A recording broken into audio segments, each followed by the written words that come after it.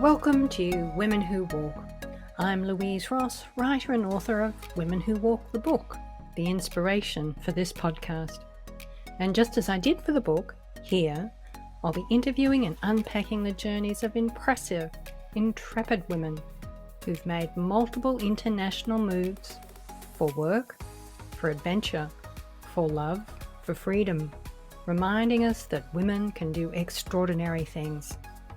You can find a transcript with pictures to each episode and my books on my website, louiseross.com.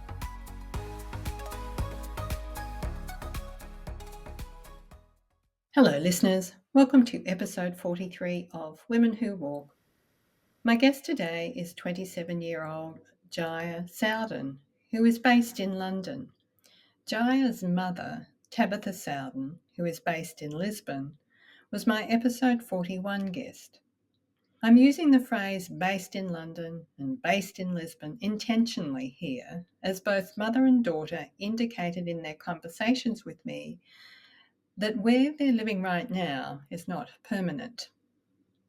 In the introduction to Tabitha's episode, I mentioned that I'd met her and her mother Caroline, who was visiting Portugal, for afternoon tea in Cascais on the coast outside of Lisbon. It's most unusual for me to have the opportunity to talk with 3 generations of women from the same family. And one of the things I learned is that Tabitha's frequent country moves and then Jaia's repetition of her mother's restlessness may well have found its origins when in the 1960s, Caroline and her husband moved their young family from London to Italy to live. It's an interesting familial pattern which Jaia thinks of as a family tradition, even going so far as to say moving countries is in their blood and that putting down roots would feel claustrophobic. And with each generation, the moves have expanded geographically. For instance, Caroline's move was from the UK to Italy and eventually back to the UK. Tabitha's moves were to Italy, back to the UK, back to Europe, then to Brazil and ultimately to Portugal, so Tabitha gravitated south. Jaia has moved within Europe, back to the UK, and then to Denmark and Sweden. So her internal compass pulled her north, which seemed curious to me because culturally it's far removed from her father's roots, which are Brazilian, and her mother's, which are British and Italian. But Jaia talks of having an ear for Nordic languages, particularly Swedish. In fact, an ability with Latin languages too. And this facility with language she attributes to having studied music and singing. And just as music is a universal language that bridges cultures, with each country move, Jaia's linguistic ability has helped her navigate cultural differences. I haven't actually interviewed Caroline for this podcast, not yet anyway, but I would like to, recording the stories of 3 generations of women moving countries, first during the 60s, which is Caroline, and then Tabitha's moves, which began in the 80s and continue, and now Jaia's early 21st century moves, all indicative of this family's ease with mobility, seems like an important historical and generational snapshot. And of course, I can't help wonder, if Jaia has children, will the family tradition continue?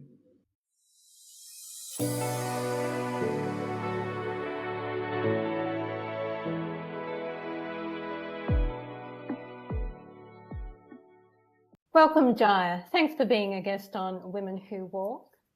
From the interview I did with your mum, which I mentioned in the introduction to this episode, we learned that you were born in Germany and that for the first couple of years of your life, your British-born mum, who grew up in Milan, and your Brazilian father, who's from Brasilia, were selling their handcrafted jewellery in various markets in Europe and London and Brazil. And then when you were 2, your mum and dad split, and you and your mum went back to Milan, where she'd grown up, and where you ultimately lived till you were 17. What was it like going to a local Italian school as a mixed-race, third-culture kid? I settled into a very local life quickly. my awareness of my cultural background came later on. I was aware of the fact that I spoke a different language at home, but I was so well integrated in Italian culture that I don't think it necessarily clicked until later on, considering also that I was growing up with my mother rather than my father, who is Black. That mixed raceness was maybe not an element that I was seeing on a day-to-day basis. I think it came more with being a teenager in Italy later on. What was that like to be a teenager in Italy? At this point, you're bilingual or trilingual? I've always been trilingual. I spoke Portuguese with my father until about the age of 6. Whenever I'd see him, I think I had a knack for languages in the sense that I was not speaking Portuguese that much, but I've fully retained it. It's never gone away. What it eventually led to was a misunderstanding in myself as to what my connection to Italy actually was. I also traveled extensively to London to go and see my grandmother.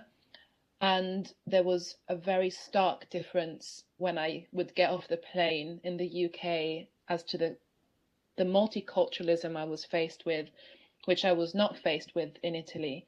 Entering teenagehood, I think I started becoming more aware of my differences and questioning fitting into Italian culture, as teenagers do, an element of existentialism. Who am I? And thinking also that the world revolves around you.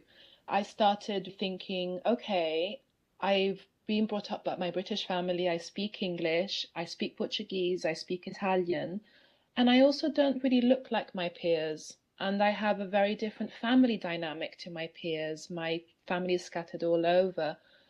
So I became very curious about the UK, London in particular. It's taken me in my later years to sort of reconnect with that Italianness in me. Because what has always been a problem is, how do I label myself? People tend to ask whether I feel more English or Italian or Brazilian. And I don't know if there's quite an answer to that.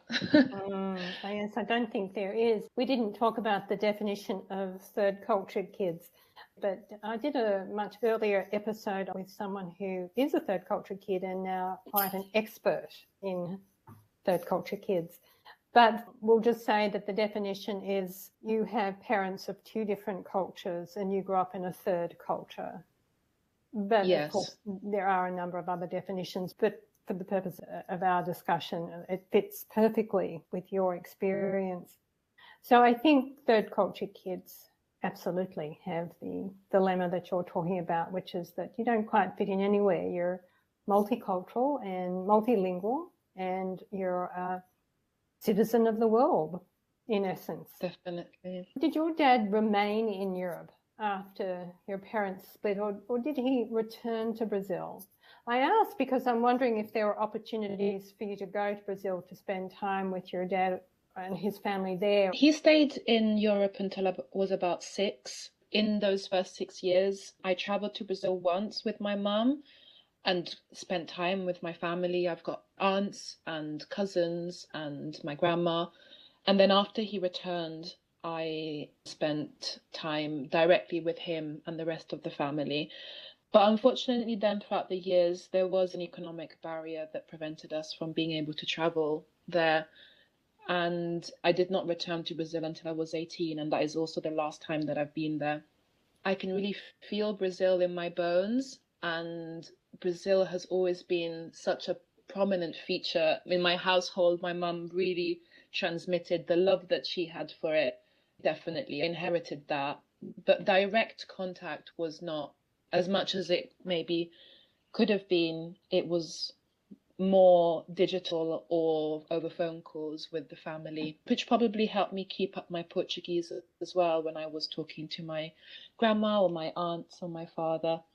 And so the times that you did visit either with your dad or spending time with his family while you were there, did you have a natural sense of the culture as a result of your father being Brazilian, or did it feel a little strange?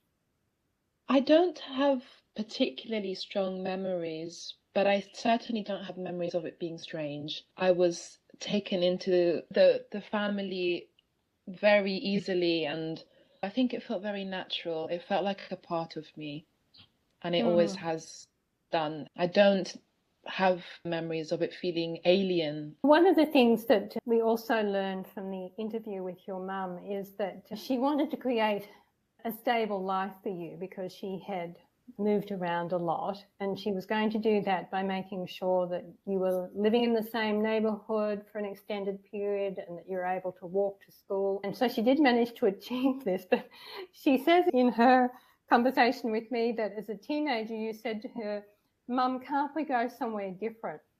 And I'm just wondering, where do you think it came from, this desire to go somewhere different?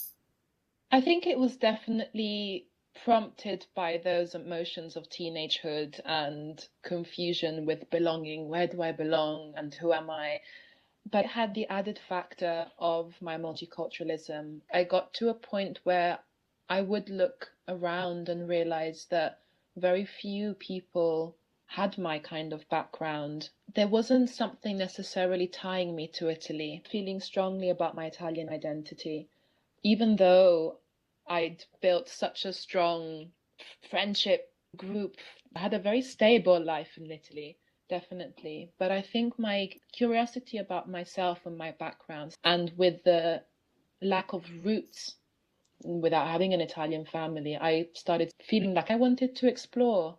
Your grandma, who with your grandfather moved the family to Milan, where your mum grew up. So there was this sort of generational experience of moving countries. So I wondered if you had just sort of imbibed that experience and therefore felt curious to do something similar, or if it was just you wanted another experience because you had grown up in the same neighbourhood and had a very stable first 17 years of your life. I think the fearlessness of being able to suggest that, because I think I actually started suggesting it more age 14, 15. And it was 16 when we eventually moved. And so for a 14, 15, 16-year-old to have that in them definitely came from knowing that that is how my family had come about in Italy. That is how my mum had ended up in Brazil. Fearlessness to pack up and go. Opportunity for new horizons rather than a chapter that is closing or something that has failed somewhere. It was just, we did it with such ease.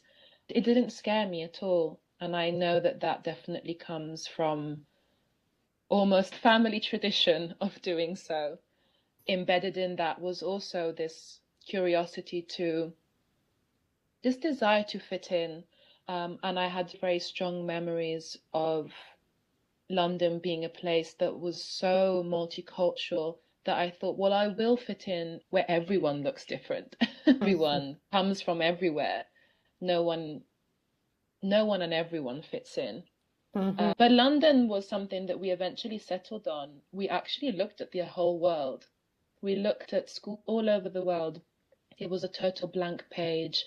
And once I got mum on board, it was like a little adventure, and neither of us were scared at all. And we just saw it as, yeah, we're ready for change. You went to the UK to go to do your last year of secondary school, is that right? It was my last couple of years. I interrupted Italian high school halfway through, and because the system changes in the UK, I perfectly slotted into what is normally called sixth form, which are the final 2 years in the UK. So although I started the year about a month in, I hadn't really missed out on anything. It allowed me to finish a year early as well. So I went to university earlier than my Italian peers who were still at high school when I was at university. And did you feel like you fit in? Interestingly, I arrived in London with all this confidence of this is finally going to make sense. This is exactly where I'm supposed to be. And I quite quickly realized that I was very Italian and that I was very, I don't want to say provincial, but Milan to London was a big difference. There was a lot of teenage British culture that I was not accustomed to, from the way people socialize, just popular culture reference points. I didn't get them. I didn't understand them. That was the beginning of probably me reconnecting with my Italian side and realizing that there was a lot more Italianness in me than I realized. Then, of course, every time I ended back in Italy, then the British side will come out as well. It sounds very like what your mum talked about, feeling like Yes. she was the Italian girl in Britain and the British girl in Italy. Exactly. It was very interesting to see this overlap between our lives. But yeah, I did get used to British life, and I spent 2 wonderful years in London, and I'm really grateful for that opportunity. I'm really grateful for a mother who would take on such a challenge to go, just the two of us. But it made sense, and it helped me connect a lot of threads within myself and my identity. I didn't necessarily resolve questions, but I started connecting some threads and understanding my multiculturalism more and more. Sounds like a very important period in your life. So you said 2 years. Where did you go after those 2 years? During my time in the UK, I fell in love with literature. I've always done a lot of music in my life. I did lots of singing lessons, I did choir, I did piano. And so I was quite sure that that's what I was going to end up studying. But I finally discovered English literature from an English perspective in the UK. In Italy, I was always sitting in English classes for Italian students, which I could basically do with my eyes closed. So I started looking at courses that could combine the two. I went to see a number of universities across the UK. I was quite convinced that I wanted to move out again and spread my wings. And I found myself in Leeds, seeing the university, and that is where my grandfather originally comes from. That is where he grew up. And it all made sense. It felt like a really nice reconnection to a place that he'd left in the early 60s to start our family life in Italy. And I was going to end up there again. And so I spent my university years in Leeds, and it was wonderful and it was really fun. In between those years, I did an exchange year in Denmark, as wanting to always explore new places. And a very different culture. How did you adjust while you were in Denmark? What was your experience like there? It was really interesting to experience Scandinavian culture. It had similarities with the UK, obviously less so with Italy, but I really fell in love with it. I was quite determined that I was going to eventually move back to Denmark. It also helped me reconnect with my multiculturalism, my languages, and realizing my ability to learn languages. I'd studied languages at school. I did French in Italy, and then I did Spanish in the UK, but I did them without paying that much attention to them. And when I moved to Denmark, I was so fascinated by a language that sounded so different that I made a really strong effort to learn it. I was there as an exchange student, and I was one of the few people from my course who decided to actually dedicate 9 hours a week to attend the free classes, because I started seeing that languages were a real advantage in the way that it had helped me adapt to new environments and helped me understand different cultures and be flexible in myself and in the way that I could adapt like a chameleon, let's say. And I started seeing bridges between languages as well. So how can I approach a language that is so different and so new, like Danish, but using the pool of language and linguistics that I already have? You have Latin languages and English. Any other Nordic languages besides Danish? A few years later, 2, 3 years later, I ended up moving to Sweden. I can't envisage moving somewhere, regardless of how good their English is, and not attempting to understand what the local way of communicating is, because I become really fascinated by little quirks of languages and little ways that people say hello or acknowledge someone. I signed up to the Swedish classes, initially thinking that I would be starting totally from scratch, and then eventually realizing that Danish had given me a really strong base to then approach Swedish. And Swedish was easier on the ears. I do have a very fond love for Danish, but it's much harder. I suddenly found myself picking up quite quickly by mostly listening. My classes were really good at making sure that we were all communicating with each other in Swedish. But at the time, I was also working as a preschool teacher, and I learned so much from the children that I was teaching. I was teaching them in English. I just spend my time listening to the Swedish teachers communicating with the children and the children communicating with each other. And I learned so much just through that. Swedish has now become a language that I quite confidently say that I can use and I can communicate with and I can watch TV with and that kind of thing. You mentioned you love the little quirks, perhaps the idiosyncrasies of language and the way it reveals certain things about the culture. What can you tell us about the Swedish language that reveals a particular idiosyncrasy of the Swedish culture? Swedes are very melodic in the way that they communicate. The way that you'll understand what someone is trying to say is by the inflection. But what I loved about it, it was actually so similar to Italian in the way that they express themselves.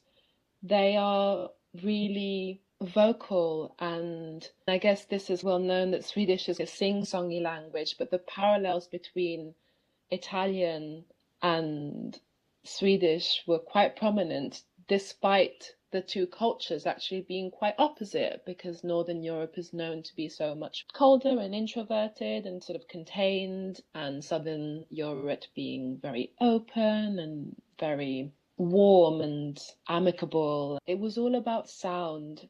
It made me wonder whether my adaptability to languages also came from my background in music. It was almost like learning a song, because the other thing that I noticed was that I could pick up easily the local accent because I was not tied to a fixed accent because I already spoke multiple languages. I could learn exactly how a Swedish person would say a particular word. And the same when I was in Denmark. I remember a friend telling me, I can tell that you have learnt Danish in Copenhagen. You have a very strong Copenhagen accent. So it became almost like rehearsing music. That was really fascinating. Yeah, that makes absolute sense, because if you have a musical background, you can hear the musicality of language. Yeah. And you also sang, didn't you? So your ability to use your voice in different range or ranges, I suppose you were able to do that with language as well. Exactly. And they do say, when I say they, I don't know who, perhaps it's researchers, scientists, they say that in the brain, music is located in the same area. Those with an ability with one generally have an ability with the other. So music and language, language and music. So it makes sense. Yeah. I don't know if it's absolutely true, but it sounds good, doesn't it? Yeah. As I listen to your story, and I think again about the conversation I had with your mum, when you moved up to Leeds, she moved countries. She went back to Berlin, and then you go to Copenhagen, and she's in Berlin for a little while, and then she goes to Milan, and then you end up in Sweden. Your moves are sort of paralleling, but you're going in different directions. But it's very much a part of the way your mum's lived her life, and that you're starting to live your life as a young adult and has continued to live your life. Do you feel that in that regard that you're quite different from your contemporaries? I certainly think that there is an ease with which I move, and it can happen quite quickly, that I reckon a lot of my peers would be something that would be much more planned and reflected upon. But also their parents may not be moving around like your mum. Yeah, coming from a background where moving around was such a prominent feature of my life and my family's life, the idea of putting roots also becomes something that can be quite fearful, almost something that's like claustrophobic. And so picking up and leaving becomes part of the routine of like a renewal. and like a set of fresh eyes, new perspectives. That is what it has meant for my mother, and that is what it has meant for me as well. So there are definitely parallels. It's interesting to see that she has stayed for so long in Portugal now. Surely that's not going to be forever, because it's like it's in our blood, whether it's a question of itchy feet or seeking new horizons. Your But mum also used the same word, claustrophobic. After you launched, she went back to Berlin and then she went back to Milan, but she said, I couldn't stay there. It started to feel claustrophobic. You've just used that word too. There really is this generational restlessness, and you've preempted my next question, which is, do you imagine settling in one place, or do you feel that moving countries is in your blood and forever the pattern of your life? I have different feelings about settling and putting roots somewhere. I see it as something that would give me some sense of stability. At this moment in time, the collection of my possessions is currently spread across 3 different countries. But I also know that that feeling starts creeping up, that feeling of needing something new. And so at the moment, I think it's going to be a pattern that I'm going to keep following. Because I also think that it's incredibly enriching. My grandparents and that first move to Italy is what started everything. The foot they placed in such a culturally rich country is something that I know for a fact my grandmother, my mother, my whole family, we really, really treasure. I see it as the start of everything. It's one of the best legacies from my family because it allows me to keep traveling and finding new places and learning new things. I understand that the move was as a result of your grandfather being offered a position, and in the 60s, the latter part of the 20th century, Milan was the capital of design. And so it must have been a huge coup for him to have gotten the offer of a job there and for them to move. Their skill and talent in the arts seems to be a generational skill. Your grandmother was a designer. She'd studied fashion, and then your mum has this very creative side. She does this incredible sculpted jewellery, and you do some really interesting photography work. I've been checking your Insta account and seeing some posts there. Are you working in the arts these days? Are you a practicing photographer? We're an artistic, creative bunch, and that reflected on both my mother and I growing up in an environment where art design was very prevalent. So I think visual impressions from childhood definitely influenced my photography and my exploration of the visual arts. I do work in the arts. My current job in London is connected to photography. The practice is more connected to personal projects, and it's been the development of a self-exploration and all of my moves around the world that I've carried with me since early teen. I was given my first camera around 12 and inherited some lenses from my grandfather, actually, who gave them to me. I started using photography as a way to carry all the worlds that I was exploring, taking them with me onto the next adventure. What I definitely inherited from this family legacy is exploring with color. I was always surrounded by very colorful objects at home, partly family taste, but also my grandfather's objects. Color is one of the primary things that he works with. Contrasting color, clashing color, but it's so beautifully placed next to one another.